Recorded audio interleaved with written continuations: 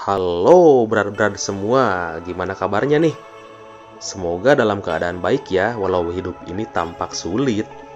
Film kali ini agak gimana gitu ya. Ceritanya tentang seorang pria yang mencoba bunuh diri karena udah nggak sanggup lagi untuk menanggung hutang-hutangnya ke Bank Emok dan ke Kosipa. Alih-alih pengen bunuh diri, dia malah nggak mati dan terdampar di pulau. Lalu malah betah di pulau itu. Kenapa dan gimana kelanjutannya? Makanya jangan kemana-mana ya Brad, tetap stay aja. Dan inilah Castaway on the Moon.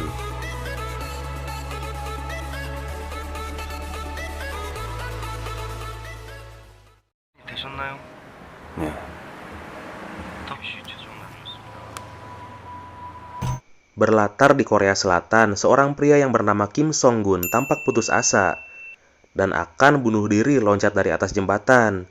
Doi punya banyak banget utang dan udah ngerasa nggak sanggup lagi bayar utang-utangnya. Akhirnya dengan keyakinan Doi nekat loncat dan nggak mati tentunya. Malah sadar dirinya ada di sebuah pulau di pusat kota di bawah jembatan tempat dia loncat. Pulau itu tampak terasing walau sebenarnya posisinya itu ada di tengah kota. Jadi ceritanya Doi terdampar di pulau terpencil di tengah kota. Terdampar macam apa ini? Lanjut, Doi berkata pada dirinya, bodoh bahkan untuk mati aja nggak bisa. Kemudian dia menyusuri pulau itu dan sampai akhirnya ada kapal penumpang lewat. Kemudian Doi meminta pertolongan sambil melambaikan tangan. Bentar, katanya mau bunuh diri tapi malah minta tolong pengen keluar dari pulau itu. Gak ada akhlak emang si Kim. Dan kocaknya, penumpang kapal yang melihatnya malah ikut melambaikan tangan. Menyangka si Kim itu memberinya salam. Dan akhirnya kapal itu gak menghiraukan si Kim kemudian pergi. Kim kemudian membuat tulisan help di tepi sungai.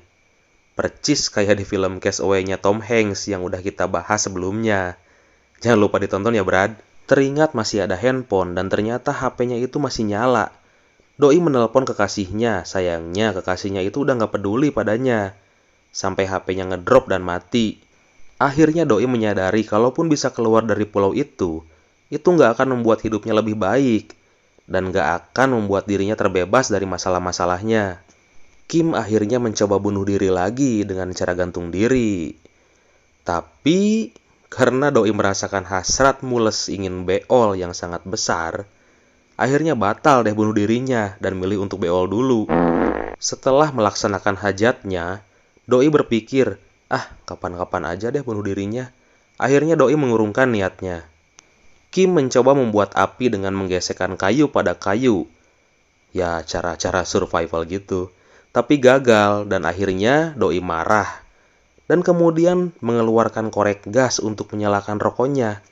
Karena ngerasa lapar, kemudian Kim memakan jamur-jamur liar. Dimakan mentah-mentah. Tapi malah kemudian rasa jamur itu terasa enak dan Kim malah lahap memakannya. Akhirnya Kim mulai menikmati hidup di pulau itu karena di sana dia ngerasa bebas, nggak ada tuntutan. Nggak ada beban dan nggak dikejar-kejar debt collector. Dan juga alam juga menyediakan apa yang dia butuhkan. Kim menemukan bebek-bebekan rusak yang kemudian dia gunakan sebagai tempat tinggal. Doi juga membuat serokan untuk menangkap ikan dan mencoba memasang perangkap burung. Walau selalu gagal dan akhirnya makan jamur liar lagi dan lagi. Entahlah jadi bingung ya harus terharu atau ketawa ngelihat tingkah laku si Kim ini. Soalnya aneh gitu kan. Jadi mau ketawa takut dosa. Sore harinya Doi keramas pakai deterjen. Entahlah itu deterjen atau apa gitu. Karena tiba-tiba ikan yang ada di sungai itu pada mabok dan ngambang. Dengan asiknya Kim memungutnya dan kemudian membakar ikan-ikan itu kemudian menyantapnya. Walaupun ya mungkin bau sabun. Gak sadar malamnya ketika si Kim tidur, ada burung yang makan sisa ikan si Kim tuh. Dan paginya Kim menemukan burung itu ikut mati. Ya mungkin keracunan deterjen juga. Keberuntungan kayaknya lagi berpihak pada si Kim. Doi akhirnya bisa menyantap burung bakar pagi itu. Kim menikmati kehidupan barunya di pulau itu dan merasa sangat betah. Karena Doi merasa sekarang sangat bebas, tanpa tanggungan dan tanpa tekanan. Dan tulisan help pun kini berubah menjadi tulisan hello. Tanpa disadari, ternyata ada seorang wanita yang selama ini memantaunya dari kejauhan. dengan menggunakan kameranya. Bermula ketika wanita itu melihat tulisan help yang Kim buat dan kemudian melihat Kim mau gantung diri. Dia adalah Jung Yeon, seorang wanita yang udah 3 tahun mengurung diri di kamarnya. Bahkan untuk makan pun Doi diantarkan oleh orang tuanya. Walau kayak gitu, Jung Yeon selalu menjaga kesehatannya dengan olahraga kecil di kamarnya. Sejak hari itu, Jung Yeon hampir setiap hari memperhatikan Kim. Jung Yeon selalu memotret kehidupan Kim dan menyimpan hasil potretnya. Kim yang selalu bertingkah konyol seakan-akan menghiburnya. Mungkin karena itu ya dia jadi tertarik sama si Kim. Suatu hari si Kim mengigo dan pengen banget makan mie kacang hitam. Karena sebelumnya dia menemukan bungkusan bekas mie itu, yang ternyata di dalamnya ada bumbu mie instannya yang belum dibuka.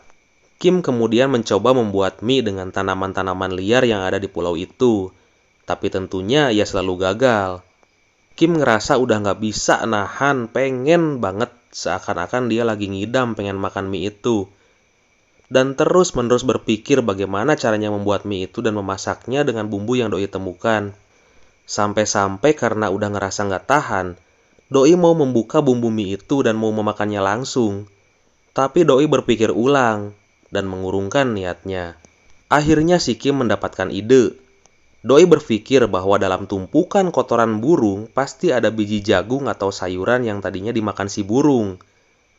Dan meyakini bahwa dengan mengumpulkan kotoran burung dan menanamnya, dia akan bisa menanam jagung dan sayuran yang dia butuhkan untuk membuat mie. Kim yakin idenya itu akan berhasil. Di sisi lain, ternyata Jung Yeon memperhatikan si Kim dari jauh. Kim kemudian melakukan hal itu, mengumpulkan kotoran burung dan kemudian membuat ladang untuk menanamnya. Dengan penuh keyakinan, Kim melakukannya. Dia bercocok tanam layaknya seorang petani yang pro. Saat merasa lelah, si Kim mencoba menjilat keringatnya dan merasakan rasa asin. Ya pasti asin. Doi terus menjilati tubuhnya dan merasakan bahwa bisa membuat garam sendiri dari tubuhnya. Kim juga membuat orang-orangan sawah dari jas, kemeja, dan juga celananya. Hingga saat itu, Jung Yeon masih terus memperhatikan Kim. Gak kerasa udah 2 bulan Jung Yeon memperhatikan dan memotret si Kim. Dia mulai mengenalnya dan ngerasa bahwa Kim adalah orang yang aneh. Tapi dia pengen banget ada di sana bareng si Kim. Jung Yeon ngerasa pengen banget mengirimkan pesan pada si Kim. Kemudian dia berinisiatif mengirimkan pesan dengan cara memasukkan surat pada botol kosong. Malam harinya Doi nekat keluar rumah dan melemparkan botol berisi surat itu dari atas jembatan. Berharap nanti Kim akan menemukannya dan membacanya. Kim sekarang mulai pandai dan Doi bisa bikin sarapan enak dari telur burung dan ikan bakar. Doi juga selalu menyempatkan diri buat olahraga. Kemudian Kim tampak ada di ladang. Kim mengumpulkan keringatnya di botol kecil. Karena rasa keringat yang asin, dia berpikir bahwa itu bisa dijadikannya sebagai pengganti garam. Dia melihat ada tanamannya yang mulai bertunas dan tumbuh. Doi seneng banget tuh saat Kim berkeliling mencari barang-barang yang mungkin akan berguna. Tiba-tiba dia menemukan botol di atas pohon. Dan itu adalah botol wine kosong yang berisi surat dari Jung Yeon. Dia mengambilnya dan membukanya, kemudian membaca walau isinya hanya tulisan hello. Merasa aneh dengan yang dia temukan, tapi Kim yakin bahwa di luar sana ada orang yang lagi memperhatikannya. Kim kemudian memberi balasan. Doi menulis kata how are you di tepi sungai sambil melambai. Jung Yeon yang menunggu lama akan hal itu memotret Kim dan mencetak fotonya. Dengan perasaan yang bahagia, Jung Yeon kemudian mengirim balasan surat lagi pada Kim. Dan kemudian ditemukan kembali oleh Kim yang kali ini isinya adalah fine thank you and you. Kim tampak seneng banget dan membalas suratnya dengan menulis fine thank you di tepi sungai lagi. Jung Yeon seneng banget ngelihatnya dari kamera. Suatu hari Kim lagi di ladang dan tampaknya beberapa jenis sayuran udah mulai tumbuh di ladangnya. Doi tiba-tiba kaget karena ketika memindahkan orang-orangan sawah, ada pohon jagung yang tumbuh di balik orang-orangan sawah itu. Dengan sangat bahagia, Kim bersukacita akan hal itu. Kim bahagia banget karena dia akan bisa membuat mie dengan tepung jagung dari pohon jagung yang tumbuh itu. Apalagi ada sayuran lain yang tumbuh, yang akan menjadi pelengkap mie-nya nanti.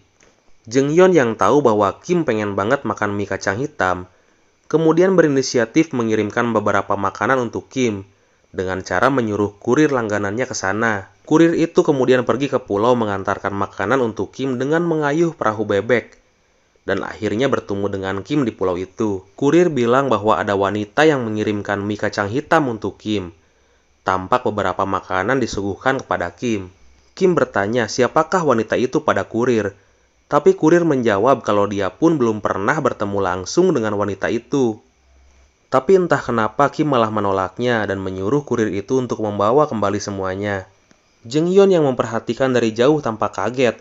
Kurir pun kembali sambil mengeluh di depan kamar Jung Yeon. Jung Yeon ngerasa nyesal dan gak habis pikir kenapa Kim kayak gitu.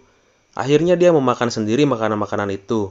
Jung Yeon kemudian mengirimkan pesan seperti cara biasa kepada Kim yang bertuliskan, "I am sorry."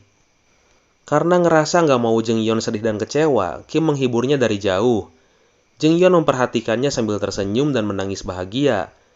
Kelakuan Kim yang konyol makin membuat Jung Yeon tertarik. Beberapa waktu kemudian saatnya tiba. Jagung Kim udah siap panen dan Kim mulai mengumpulkan sayur-sayuran lainnya, yang kemudian dia bersiap untuk membuat mie.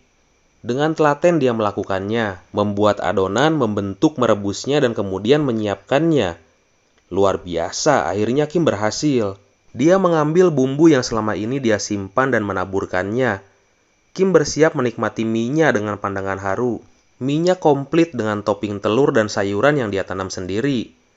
Kim mulai memakannya, sambil nggak tahan menahan tangis bahagia.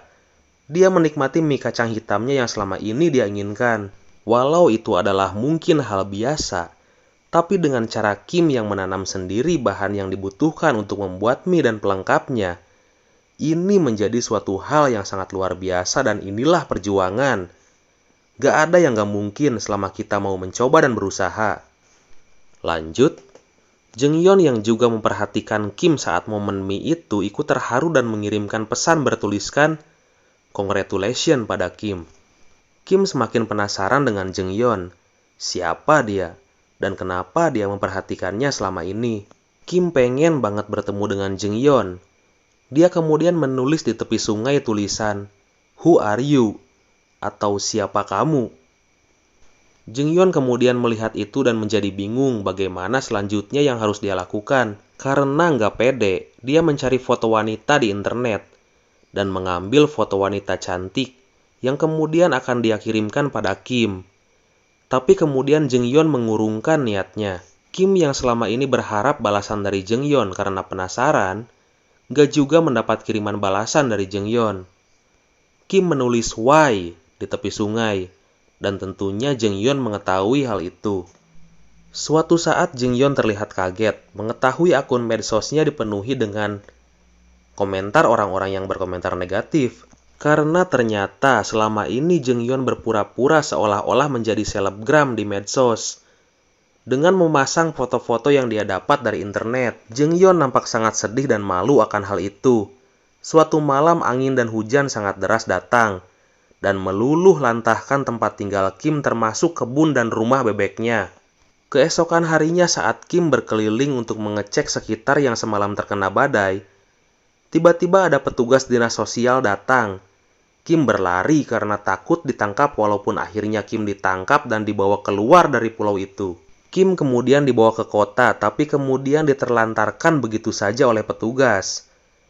Kim yang putus asa dan merasa tak ada lagi gunanya dia untuk hidup, berniat pergi ke gedung 63 lantai. Itu adalah gedung tertinggi dan Kim berniat bunuh diri di sana. Saat itu Jung Yeon berlari mengejar Kim yang udah mulai menaiki bis dan menuju ke gedung itu. Jung Yeon terus berlari hingga akhirnya bis itu berhenti di halte. Jung Yeon langsung naik ke dalam bis dan kemudian menemui Kim. Mereka saling memandang, memahami bahasa tubuh satu sama lain, dan mulai saling tersenyum. Dan tamat. Pelajaran yang dapat diambil kali ini, semua masalah pasti ada solusinya. Jangan pernah menganggap bahwa dengan mengakhiri hidup, masalah kalian akan selesai. Itu adalah tindakan pecundang, Brad. Berjuanglah dulu, jalani dulu dan nikmati prosesnya. Hidup ini adalah proses. Suka nggak suka harus dijalani dan diperjuangkan. Oke, makasih banyak brad-brad semua yang udah mampir di channel kami. Jangan lupa like, comment, share, dan subscribe jika berkenan ya brad. Seperti biasa, mohon maaf masih banyak kekurangan. Semoga bisa menghibur. Thank you brad.